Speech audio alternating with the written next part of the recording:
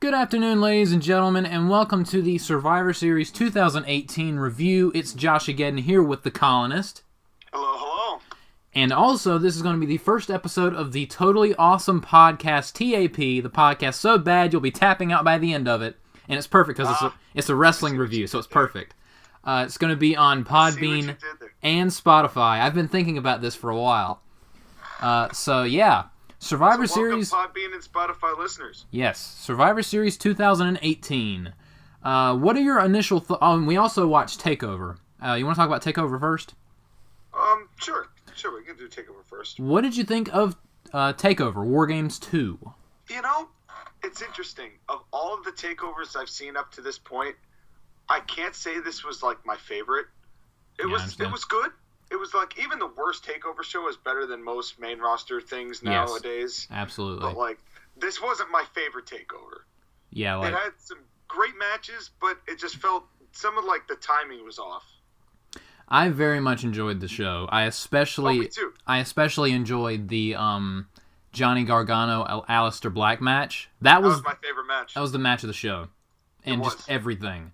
They hit each other so hard. Without actually hurting each other, Nia Jax. We'll get to that in a minute, but... You know, it's funny because, like, I almost imagine that, like, most of the responses from TakeOver, like, what the best match was, like, none of them have really involved the War Games match itself. Yeah.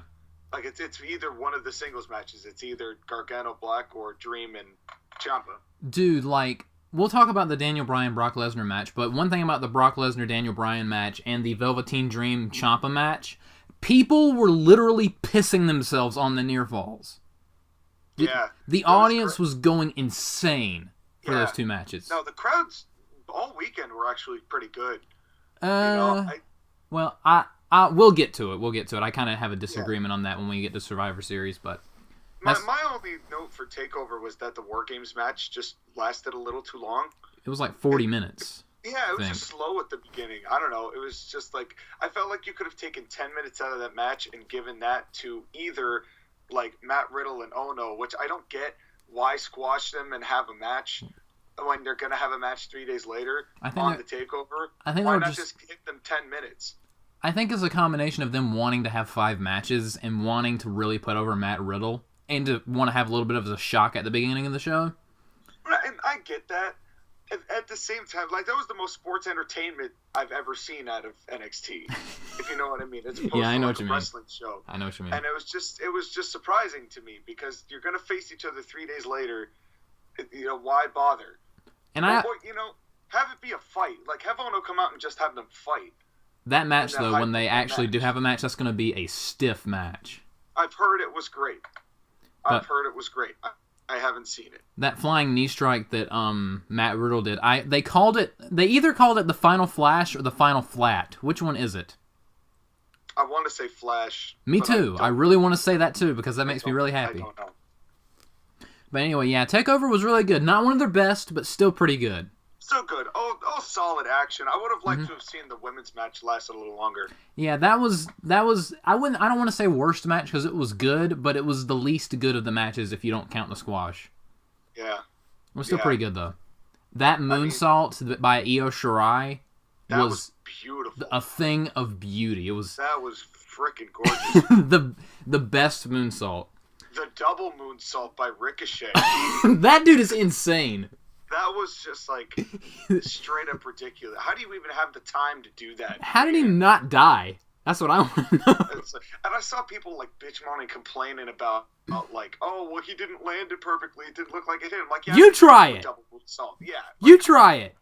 I can't even do a regular moonsault. I once tried to do a moonsault off a snowbank and nearly broke my knee. I can't even do it on, like, a bouncy castle. Not even once.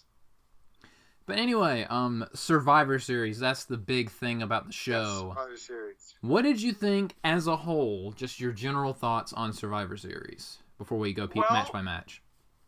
It could have been worse. Mm-hmm. By and large, there were more good matches than bad matches. Mm-hmm. It was not as good as last year. Much. But, not as good as last year. Last year, the only bad match was the last match. Yeah, these were a little speckled in and around. Yeah. But I will say, I don't know if you agree with me or not, but of the Big Four this year, I think this was the best of the Big Four this year. Agreed. Which, honestly, there's not that much competition. The Big Four have all had, like, the same philosophy. Good quality matches, but just strange. Yeah. Just weird finishes. And it's just, like, I don't get it. The Rumble this year was good. It was a little odd because it had 2 Rumbles on one show, which was kind of odd. I think just the order of the matches was weird. Mm-hmm. WrestleMania was the weirdest WrestleMania ever. And SummerSlam was SummerSlam was It was okay. It was all right. SummerSlam, I didn't love SummerSlam. I liked it a lot more than last year's SummerSlam, but this Survivor Series, I thought it was a good show. I thought it was one of the better pay-per-views of the year. Oh, yeah. Although, absolutely. My favorite pay-per-view of the year so far, main roster-wise, is Hell in a Cell, which I actually thought was a really good show. That was a good show. I actually bought that show on DVD. Wow. Yeah, like, a few days ago, it was my birthday. I turned 21, and I got $180. I spent $100 of those dollars in one day. I bought Sonic Mania, the new Spider-Man game, and Hell in a Cell. So... half of it's gone. I have priorities. But one thing I will say, I'm really happy about the show. We'll get into it later, but the match that they decided to put on the pre-show, I'm very happy they put the tag team... which didn't even count. The super duper tag team match. That's what I'm going to call it. The super duper tag team match with like... It didn't count, Josh. Nobody won that match. It didn't count. Yeah, that was funny. That match didn't exist. It did not happen. There was no pre-show. Except on the pre-show, there were angles that they shot that were supposed to be important. But then when we got to the main show, they're saying, oh, the match wasn't important, but the angles are. And I'm like, do you want me to watch the pre-show or not? Did you hear why SmackDown ended up winning that match? Why? Because it was like some miscommunication in the back. Like, apparently the agents were supposed to know who won, that they didn't, so they just gave it to SmackDown. Nobody told them to finish. No one gives a crap about the pre-show. Don't you think, though, that, like, that's something you ought to know? Yeah, I didn't even watch. But props to Xavier Woods for turning that into an angle. Yeah. Being like, yeah, well, screw you guys. We actually won. So. Yeah. But I'm glad that they put the Cruiserweight title match, because that's usually the pre-show match. I'm so glad they put that on the show, because the Cruiserweight title match was one of the... We'll get to that. I'd like to talk about a couple of those spots in that match. They were ridiculous. Yeah. Match number 1. Yeah. Oh, God. Here we go. It's the 5-on-5 women's tag match, Team Raw, Team SmackDown. Can we please not do the shirts? I know! That was one thing that really irritated me. It was even worse in the Nakamura-Seth Rollins match, because it was just ridiculous. We know what brands they're on. Like Charlotte didn't need that on. And neither Lesnar nor Bryan came out with one on. Yeah, because they're smart. They know how to stand up for themselves. But and by that point, it didn't really matter. Yeah, because Raw absolutely raped SmackDown all night long. Now, to be fair, that was a bold decision to have Raw sweep. I didn't hate it. It was different. It was appreciated because it was different, and it wasn't. It made the Raw versus SmackDown angle of it seem less important for those two matches. That I feel didn't need the Raw versus SmackDown like stigma or the commentary team distracted by that. Yes. You know what I'm saying? Yeah, so, I liked it because last year they did the neck and neck thing. You can't do that every year because it gets way too predictable. Yeah, exactly. You got to shake things up. I appreciated it. It was annoying because everyone pretty much widely regards SmackDown as the better show. Yeah. But I think they also know that and did that just to troll the fans. It's like, oh yeah, you like SmackDown? Well, Raw's gonna sweep. This show was so painfully WWE hates their own audience. The show, especially this match. This was a decent match, but I hated this match, and there's one reason why. And it was the reason I actually enjoyed the match. No. There are actually 2 reasons why I did not enjoy this match. One, of course, Second thing, the heat though. I know. It was nuclear heat. The most heat I've heard from anyone. Like, Miz wasn't getting that kind of reaction. I know. That's a reaction the Miz dreams of in his sleep. But I know. The one thing I didn't... The stupid Carmella dance thing. I don't understand. I think I might have been taking a piss while that was happening. Dance break, piss break, same shit. You know what that makes me think of? Did you see the rest of the DVD or the WWE Network thing where Sasha Banks was crying when she said, they used to call us the piss break match? So you calling it that? No, I have not seen that. That's hilarious. It sounds like that would be worth listening to. It's not you, Sasha. It's the people directing you. That's why we don't care. It's not you. About the talent. Yeah. Well, it's sometimes. It's never always about the talent. But can I go on a little tangent about Nia Jax? It's your podcast, man. First episode. You gotta leave first impression. Tell us what's on your mind. Okay, I usually don't have the F-bomb on my YouTube channel or on like my podcasts, except for like when a friend of mine says it and I don't feel like editing it out. Fuck Nia Jax. Seriously, like in real life, in fake life, in kayfabe, whatever, I cannot stand this person. She hurts so many people, and we got a great Ronda Rousey versus Charlotte match we'll talk about later, but she ruined what was one of the most looked forward to matches on the show. She broke Becky Lynch's nose, not her face, WWE. Why do you have to say... What? They broke her face. It was her nose. We're not retarded, WWE. And also stop... sounds better as a nickname. I hate everyone. You know they're going to use that now. Yeah, I know. Because the fans don't realize that if they don't want somebody on the show, they have to not react to them. I know. Not actually, nuclearly boo them. Yeah, that's not going to work. Oh, that was such a great thing for her. That just made Nia. Mm-hmm, that just made Nia Jax, which makes me even angrier, because she's going to hurt more people. What's depressing to me is that, I'm really afraid that this is going to ruin Becky's push. Only because on SmackDown, after Survivor Series, Charlotte came out and basically did Becky's promo. Mm-hmm. I think they're just giving that character to Charlotte and having her run with it, and then Becky's going to end up just going back to babyface smiling, going against heel Nia at WrestleMania. That's for what that was going to be. The threat of what Nia has done now to Becky is really it's depressing. If she ruined Becky's career in that way, I'm going to be even angrier. But as of right now, my least favorite wrestler used to be John Cena. Then it was Braun Strowman. Now it's Nia Jax, because Braun Strowman and John Cena, as much as I can't stand them and as much as I think they suck, they've never punched someone in the face as hard as they could accidentally. Braun doesn't hurt people. Cena more often hurts himself. Which is funny we say that Braun doesn't hurt people, because that's the whole point of his character. Yeah. Is going out there and hurting people. And it shows the state of wrestling and why wrestling fans kind of ruin wrestling now. Yeah. Yeah. But I get it. She gets a lot of heat now, but do you really have to push her?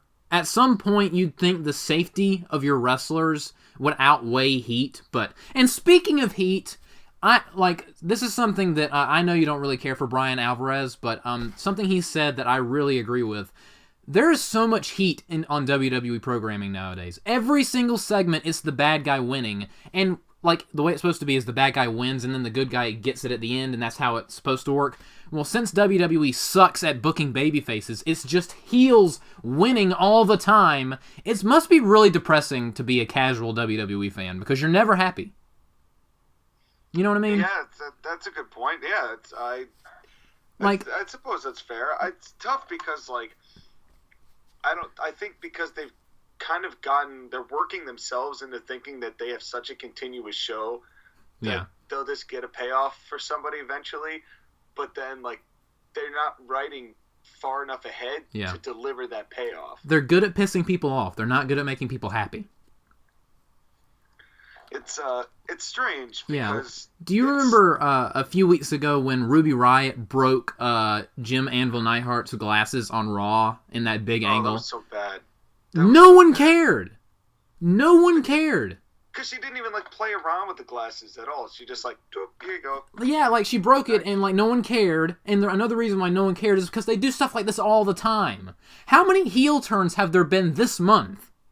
Natalya was going to turn heel until her father died. Seriously. She's going to turn heel against Ronda. Seriously. Daniel Bryan turned heel. Dean Ambrose turned heel. Charlotte turned heel. Becky turned heel. There are so many heel turns happening, like almost every week. We're running out of baby faces, Sean. God, this. I usually don't complain. I complain, but I don't like complaining about the overall product very often. But God, this product sucks sometimes. Yeah, it's gotten worse steadily. I mean, it's unfortunately nobody's bothering with continuity. Yeah. Unless it's the talent that's creating it. Yeah. You know, you notice that like Crown Jewel made perfect sense for all four of those characters involved. Oh God. For DX and the Brothers of Destruction, storyline wise, because they were allowed to kind of basically do their thing. Mm-hmm. But then when you've got the writers like Ronda's gotten so much better in the ring, but her promos are like, you could tell they're lines. Mm-hmm. In the same way that Roman just recited lines. Mm-hmm. Ronda's just reciting lines, and it's like, you could tell that that's bringing down the quality of the product as a whole. But back to the match itself, it was all right. Everyone on Twitter got pissed off because Naomi got eliminated first, and they were crying racism because people on Twitter are stupid. But I was actually. Wait, what were you gonna say? What? I don't get that. It's because she's black. Naomi's just not like the least relevant person in that whole group. Exactly. Like she's less relevant than Tamina, which is sad. And Tamina's only relevant because she's hanging around Nia. Yeah. Who's got nuclear heat. Yeah. Nobody cares about Tamina. If people wanted Nia to go to Way, give her Tamina's reaction. Yeah, exactly. But yeah, people were pissed off on Twitter because Naomi got eliminated first, and they were accusing WWE of racism, which Twitter's just stupid, but an excuse they can make to pull that card. Yeah, exactly. But like, my favorite thing and everyone's favorite thing about this match was every time Nia Jax was on the camera, people were booing, and every time someone did something to Nia, the crowd would cheer. That was hilarious. No, it was great. That was funny. The problem is, you know that WWE's viewing that as like, wow, Nia's really controlling the match. Mm-hmm. Because everything she does is getting the biggest reaction. Let's push her. Yeah. So, like, who cares if she hurts the rest of our division? One day, she's going to hurt every other wrestler in that division. It's just going to be her. What are they going to do then? Make her champion, dude. God. What do you think they're going to do? If she beats Ronda Rousey, I'm going to be furious. I don't think they will. I hope to God not. I don't think they will. But yeah, Nia Jax got the last pinfall over Asuka. And they had a little mini Asuka versus Sasha Banks match in there that was really good. And it reminded me of... You remember that Sasha Banks Asuka match they had on Raw? Like, I think it was before WrestleMania. That was really, really good, where Sasha almost killed herself a few times? No, I don't think I saw it. It was the match where Sasha tried to do a suicide dive, but Asuka kicked her in the face in midair, then Sasha landed right on top of her head. Oh, I saw a gif of that. Yeah. That match was actually really good, outside of Sasha trying to kill herself. Seriously, Sasha Banks is going to be paralyzed one day, and when she's asking why, let's just send her gifts of that, or that one time she scorpioned herself when doing that suicide dive on Charlotte.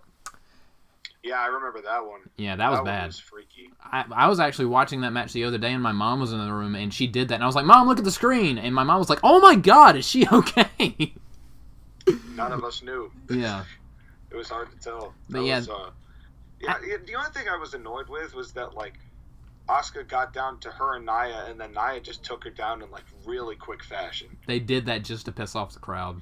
You know? It was, like, it wasn't even, like, 30 seconds. It was, like, 3 leg drops and her Samoan drop, and that was it. She did not get a move in. Asuka couldn't even fight back. That was just when you consider how she was booked last year, and, like, generally the same teams shuffled around a little bit.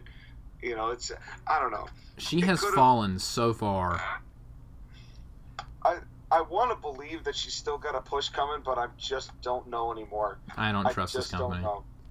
But, I don't trust them either. She's still over, though. Yeah. She was getting chance. And also, like, the backstage segments. I actually watched this show a little late, so I was a little behind, so I was able to skip through the unnecessary backstage segments. So we're not going to touch on any of them, because who cares? Apparently, R-Truth was confused and thought he was on the team, but he's not because, haha, R-Truth's stupid because that joke isn't old at all. Then we had a really... It had its moments, but it's just like... you're right, it is kind of old at this point. It peaked when he thought the Royal Rumble match was Money in the Bank and got tossed out. That was when it peaked. But now it's... fun. But now it's been like a few years since then. We're like, okay, that's enough. But up next was the first really good match of the show. Seth Rollins, the Intercontinental Champion, versus Shinsuke Nakamura, the United States Champion. This match was awesome. I thought this match was very close to being match of the night. Very close. You know, considering that like there was really nothing on the line, there was no stakes, there was no story. It was just like, hey, go out there and just fight each other. Fight each other, even though you're so uncomfortable in these god-awful looking shirts. Try your best. But it was good. It was great in its simplicity, though, in that way. And it was like, here, just do your thing. The way Nakamura bumps like he's getting shot with a shotgun, I love it. He makes everything everyone does look so brutal. His charisma is something else, man. It's something like he's really got that. But my favorite part of the match was Nakamura does this bump where he slides into a kick and like whiplashes his head on the ground and it looks like he's dead. Seth Rollins hit him with a super kick in this match that legit made me jump out of my chair. He slid into a Seth Rollins super kick. It was so perfectly timed. For a split second, I thought he like broke his jaw. It was so awesome. Yeah, there was a lot of fluid motion in this match too. Like they obviously, arguably the two best technical performers in the WWE today. Nakamura is actually my favorite person in WWE right now. You know, not knocking AJ or Joe, but like Nakamura pound for pound is SmackDown's Seth Rollins. Yeah. For sure, which is what made this match, that the fact that they're on the same level competing for the same, you know, it made it that much more important, even though there was nothing on the line. Yeah. And of course, Seth Rollins won. There was reversal after reversal after reversal until finally the curb stomp, and Seth Rollins won. And honestly, that was one of the better matches on the show. Like, even though I hated the outcome of the first match, I was very happy with this entire match. I fully thought that this was going to end up being match of the night. I'm kind of happy that that's debatable. They actually got a long time for this match. They got 21 minutes and 50 seconds for this match. Which I think they knew that in order to, if they got anything less than that, the fans would have rioted. I would have been pissed. Yes. So, not to say that they wouldn't be capable of doing something amazing in shorter time. They would. Speaking of pissed, the next match. I didn't even see this match. I'm happy to say that I thought the better thing to do would be to wash my floors while this match was taking on. I'm glad to know that I was right. Okay, this match... Okay, in a comedy sense, this is my favorite thing on the show. It was the Authors of Pain, or AOP. They've shortened the name to just AOP, which is stupid. The Raw Tag Team Champions versus The Bar, Cesaro and Sheamus, the SmackDown Tag Team Champions. Okay, the crowd did not care at all about this match, and there are a few reasons as to why. One, this was when Enzo Amore tried to hijack the show. This guy is such a chump. But honestly, I appreciate the balls on this dude to think that he was that relevant enough to just like randomly hijack the show. I guarantee you, when this DVD comes out, he's going to buy it, and he's going to jerk off to the part where he started crashing the show. I guarantee you. He thinks he is the hottest thing on Earth. Yeah. He's going to be really pissed when he sees like the referee like in perfect position to block him. Yeah. And actually... so mad. He's like, what is this? I thought they were having zoomed in on me where it should have been. And he had like a fake belt too. Like, the dude is completely convinced in himself. What a poser, man. Yeah, and he did distract the crowd. And another funny thing about that was the woman security guard that detained him is the same woman who tried to stop Rob Gronkowski. I don't know how to say his name. Yeah, Gronk. She tried to stop him at WrestleMania, even though he was supposed to come in during that Battle Royal. She needs a Hall of Fame induction. Yeah, she does. I mean, seeing how they're just inducting people left and right. Yeah, and That's a celebrity win right there. And the second reason why no one cared about this match is, the formula of a tag match is the good guys start, it's called the shine, and then you get heat on the good guys, and the good guys make the comeback, then you do your finish. You have to know who to get the heat on, and you have to know who is going to make the best comeback. They got it backwards. They got the heat on Cesaro, and the comeback was Sheamus. That is so backwards. At least to me. You know what I mean? My thing about this match, like I said, I didn't see it. I was washing floors, and I didn't even bother to go back. But, like, think about how far, we're talking about how low people have fallen. Yeah. Think about the bar. Yeah. After losing to a goddamn child. But think about how hot they were up to that point. They were the tag team commodity the WWE had. Mm-hmm. They were 4-time champions. They were madly over. Then they lose to a child. I am still not over this. As Sean called him in our WrestleMania review, that 10-year-old piece of shit. The greatest description I've ever heard in my life. Hold me accountable to what I've said in the past, Joshua. That's not fair. It was funny. It was funny. That's Sean McCarthy's. Anyway. That's Sean McCarthy's least favorite human being on the earth. That 10-year-old. Nicholas, I'm on to you, bro. Anyway, he's got heat with the Colonist. But ever since that happened, what did they even do at WrestleMania or at SummerSlam? Do you remember? I have no idea. Exactly. They won the titles from the New Day on SmackDown because of the Big Show. The Big Show. Yeah, if you go from being the hottest commodity to needing the Big Show to remain over, you know you're fucked up. Then you're in a pissing comedy segment. So yeah, then it came to a point when shame. Just what a damn shame. One good thing, like when the AOP used the neckbreaker powerbomb to win the match, that is one good thing I like about because it's showing that they have their old finishing move, the clothesline Russian leg sweep, sucked. Yeah, it's one that didn't Caden Murdoch use that? I have no idea, but no, they used the high and low. It was a clothesline and the leg sweep. Yeah. But they changed it to the neckbreaker powerbomb, which looks so much better. So much more believable. It does. And But Drake Maverick is no Paul Ellering. Yes, that is true. But so, can you imagine if they had Paul Ellering piss himself?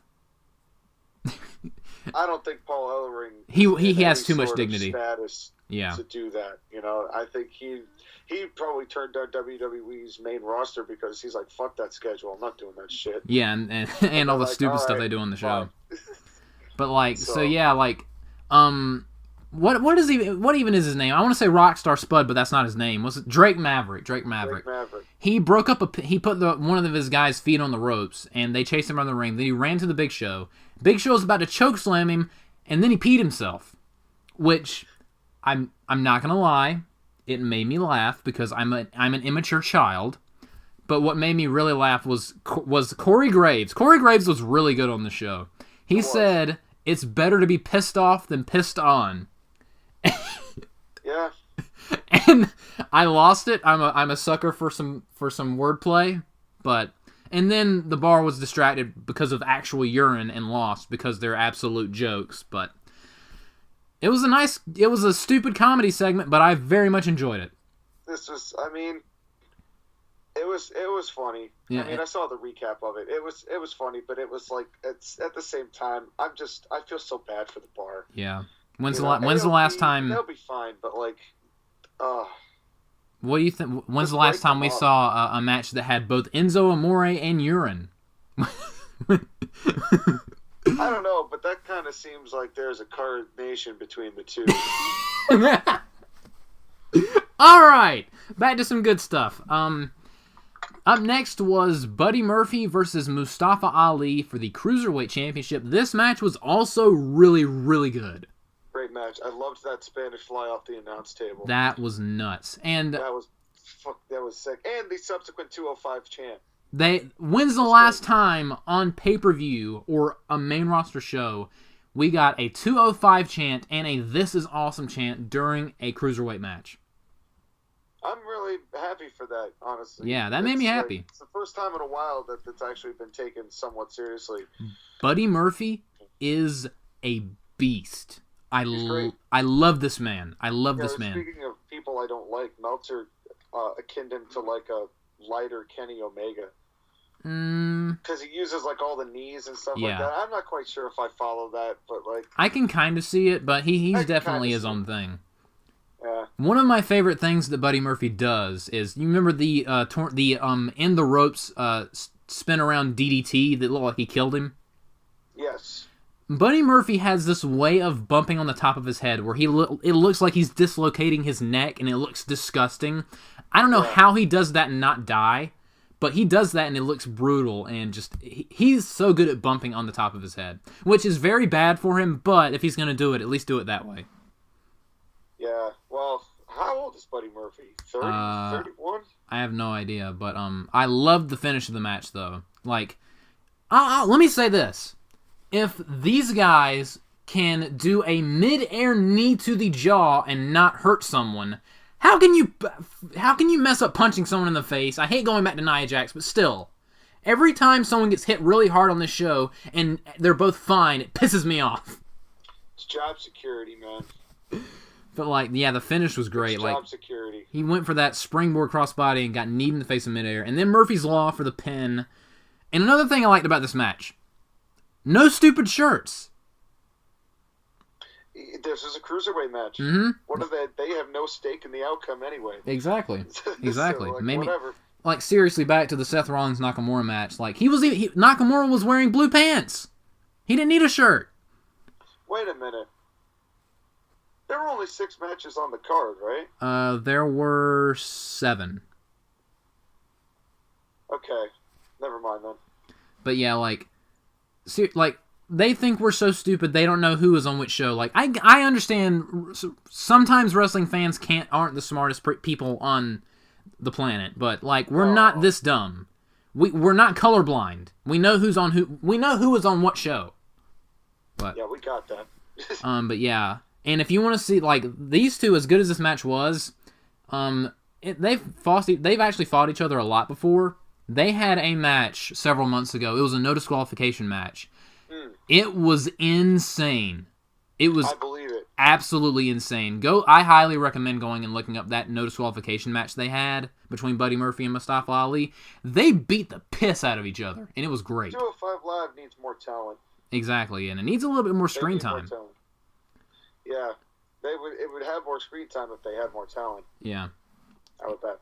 And up next was, I thought this match was alright. It was Team Raw versus Team SmackDown. It was Dolph Ziggler, Drew McIntyre, Braun Strowman, Finn Balor, and Bobby Lashley versus The Miz, Shane McMahon, Rey Mysterio, Samoa Joe, and Jeff Hardy.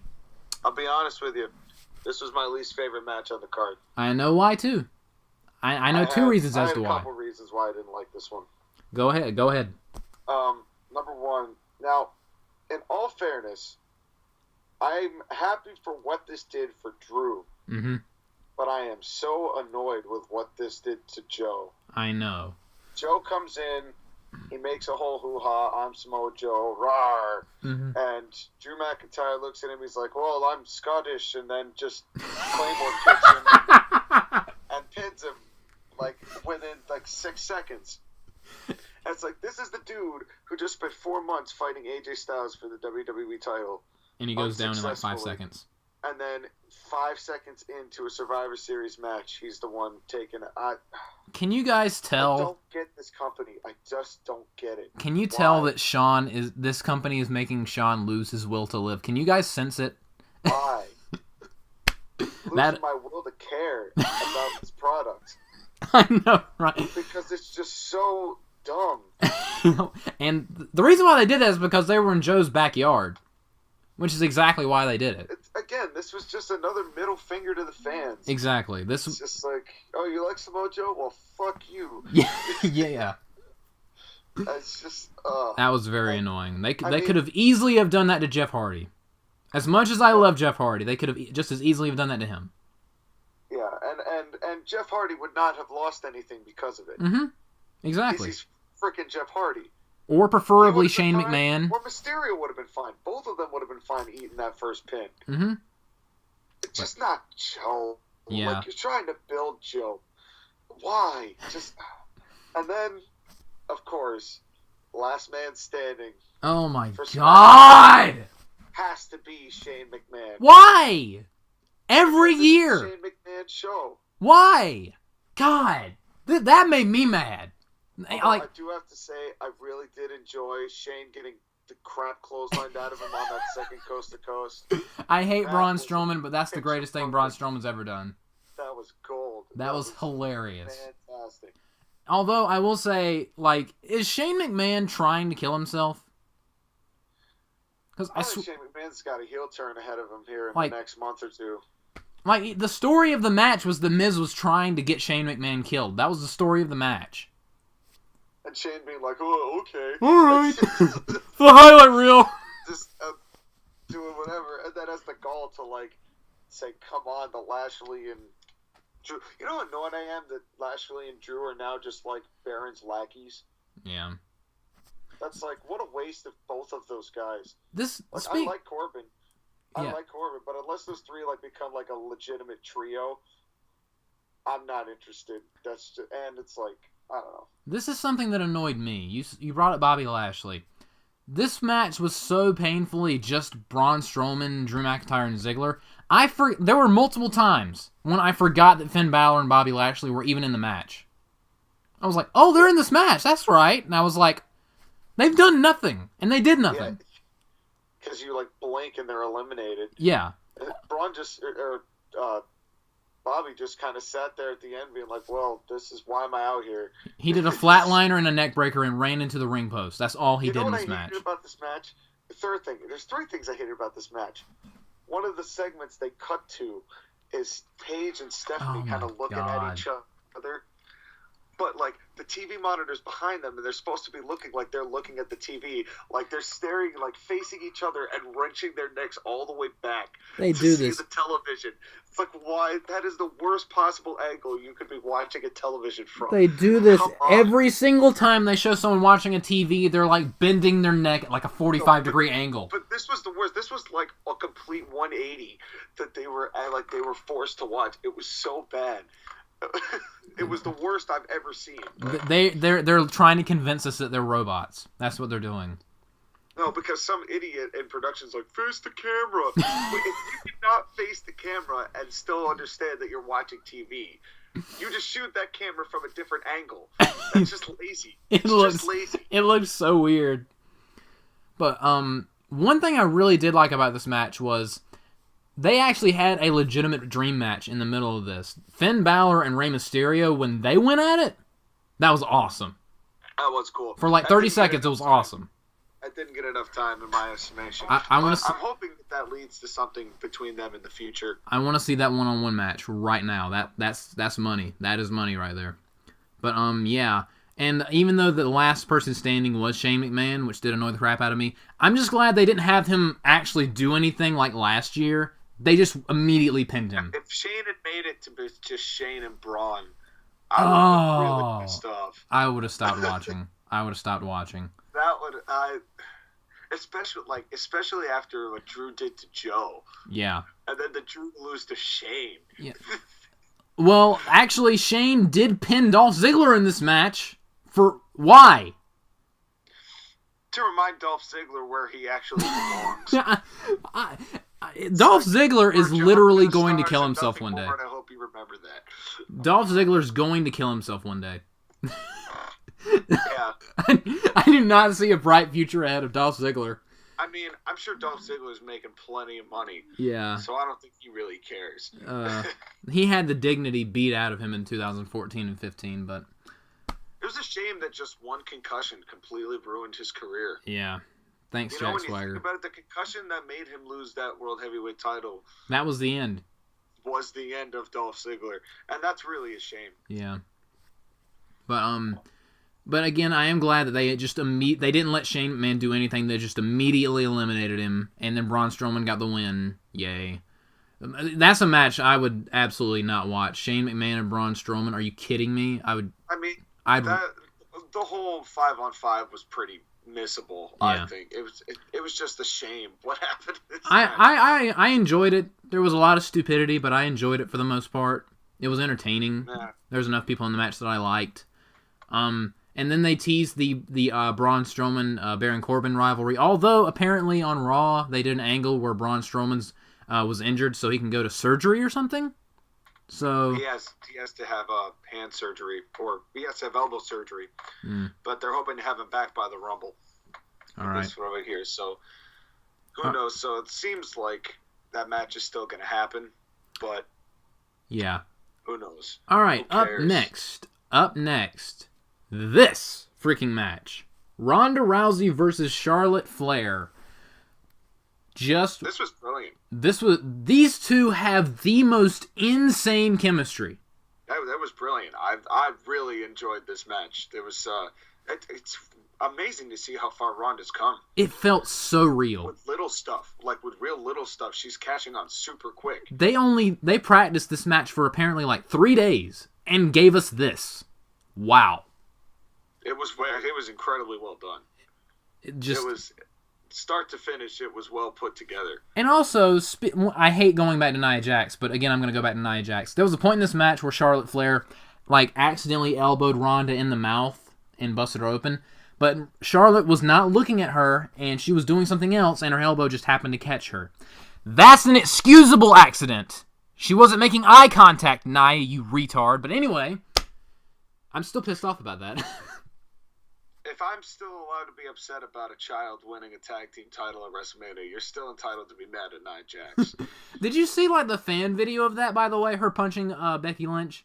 Yeah, I did. Did you hear the smack from that? Yeah. God. Yeah. That's not even first day of wrestling school. That was not a pulled punch. That's not even first day of wrestling school. That's if you can't do this, why do you want to work here? Well, back to Rousey and Charlotte. Anyway. The one thing I hate about Rousey to this day has nothing to do with her experience. It's not her experience. I think she's actually done great in the ring. Mm-hmm. Yes, her promos are robotic, but I think she'll get better at that. Mm-hmm. I hope. But the one thing I hate more than anything else, bar none, is her smile. I hate that smile. Because that is so the opposite of what she should. If she's the baddest woman on the planet, why does she look like she just walked into a chocolate store looking for bonbons? Okay, can I tell you two things about her that annoy me? One, her theme song. Yeah, that is kind of lame. The music itself, the beat is fine. I don't have a problem with that. The vocals are just so ear grating. It's I'm a badass woman, yeah, blah, blah, blah. I'm like, shut up. It's so obnoxious. Her whole vibe isn't badass, even though they're trying to make her badass. You want to know another reason why her whole vibe isn't badass? It's the second thing about her that annoys me. Whenever she's on pay-per-view, she does that weird makeup thing with her eyes. Yeah, who's doing her makeup? Man? Stop doing that. Stop that. It's not sexy. It looks weird. It makes you look like a bird. Maybe that's the point. Why? I don't get it. Face paint, war paint, man. Maybe they're supposed to psych them out somehow. Sean. I'm trying to think WWE tactics, man. Papa Shango. Careful Papa when you... Shango, man. Sean. The Boogeyman. The Boogeyman. Please stop. The Usos. There's a difference between war paint and weird bird eyes. There's a difference. This is just shitty makeup, okay? And I will have none of it.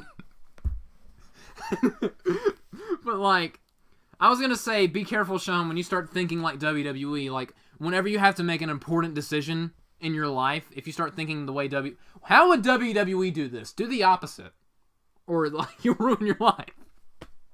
Yeah, that's so sad. Yeah. That's so sad to have to say. Although, it's not like WWE hasn't done this before. Yeah. Fun little side trip for anyone who wants to go, has the network.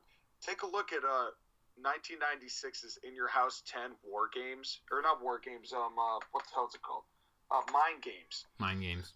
It's called Mind Games. it's Shawn Michaels and Mankind in the main event in a great match. It's a fantastic match, but the rest of the card is just weird. It's got like these inconsistent bookings. Like people were playing baby faces who're supposed to be heels. They were showing B-roll as like Jerry Lawler was cutting a promo in the ring, and you could still hear Jerry Lawler's promo in the ring as they're showing the B-roll footage. And Vince and JR are talking about the B-roll footage as Jerry's cutting the promo in the ring. You can hear all of this, and everything's just garbled.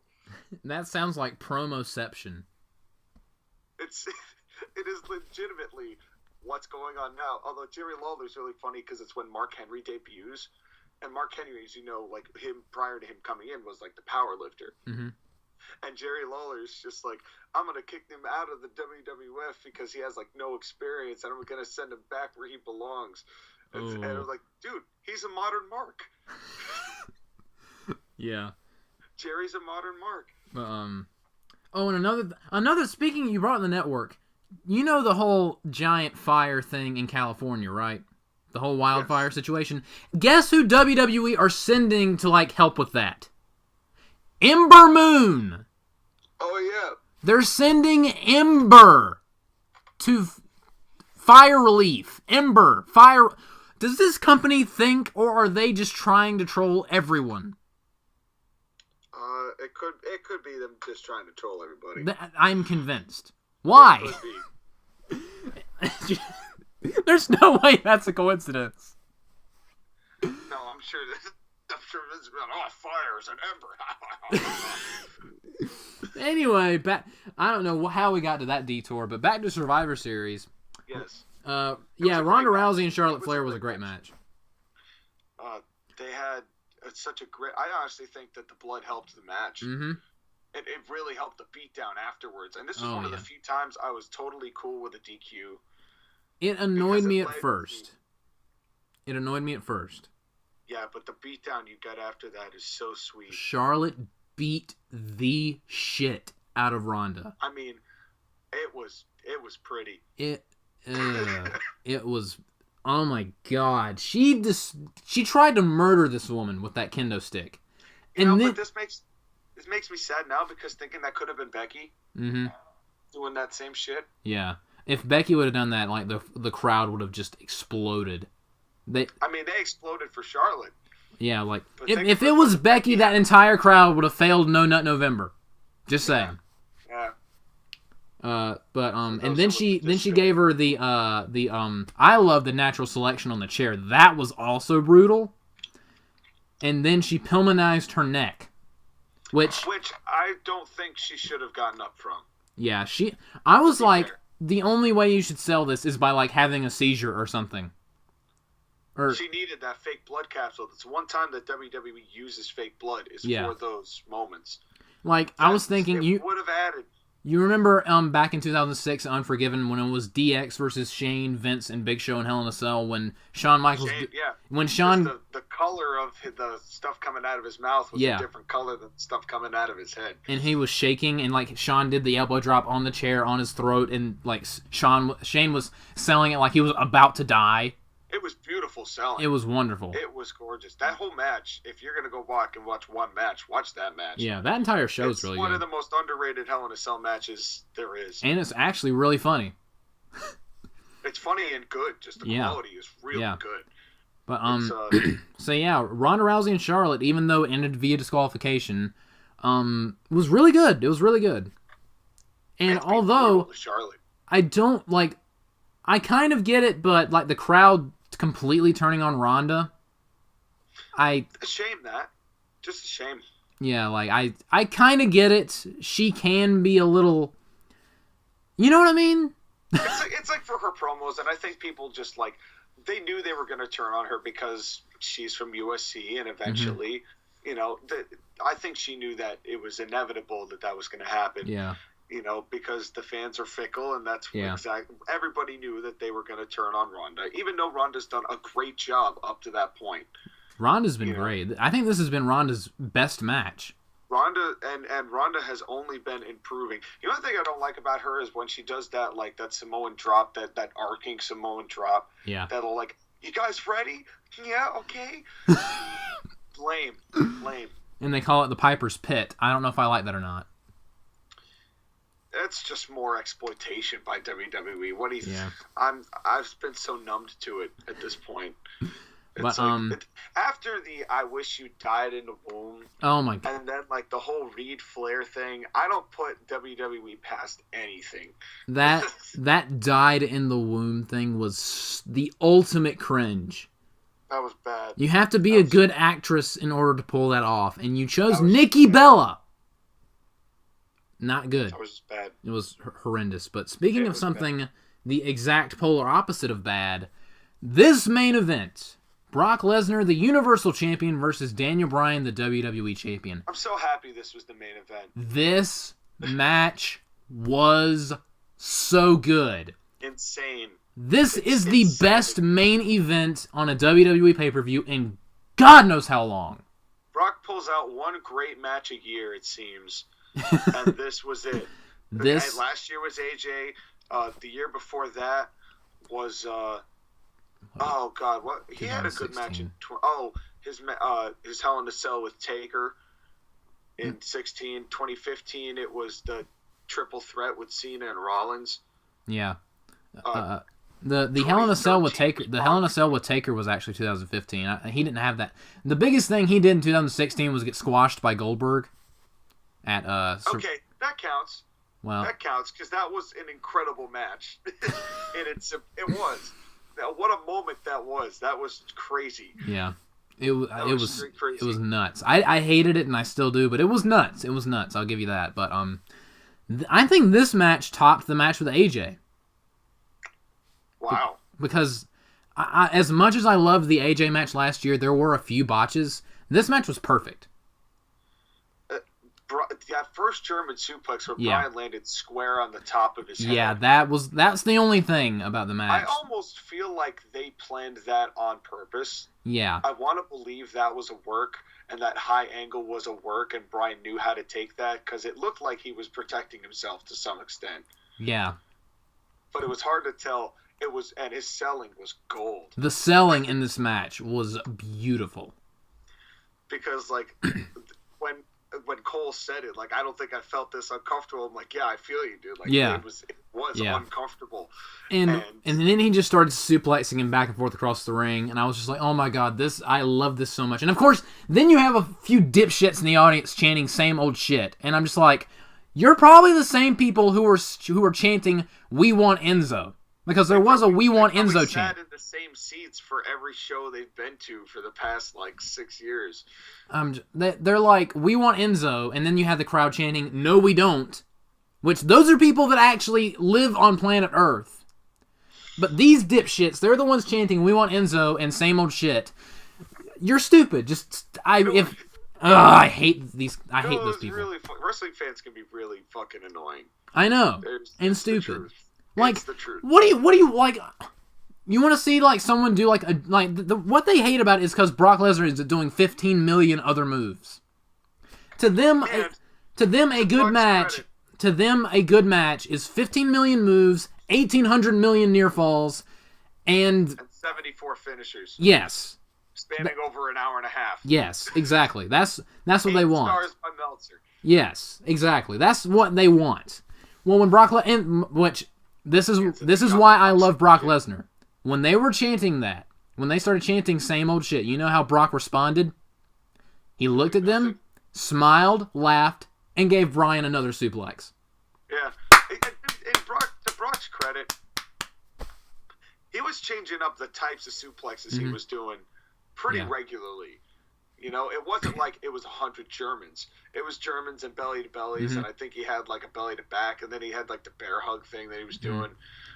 But like my favorite part though was before the Bryan comeback when Brock does the first F5 and he looks dead hard into the hard cam. He's just like, "Good night, everybody."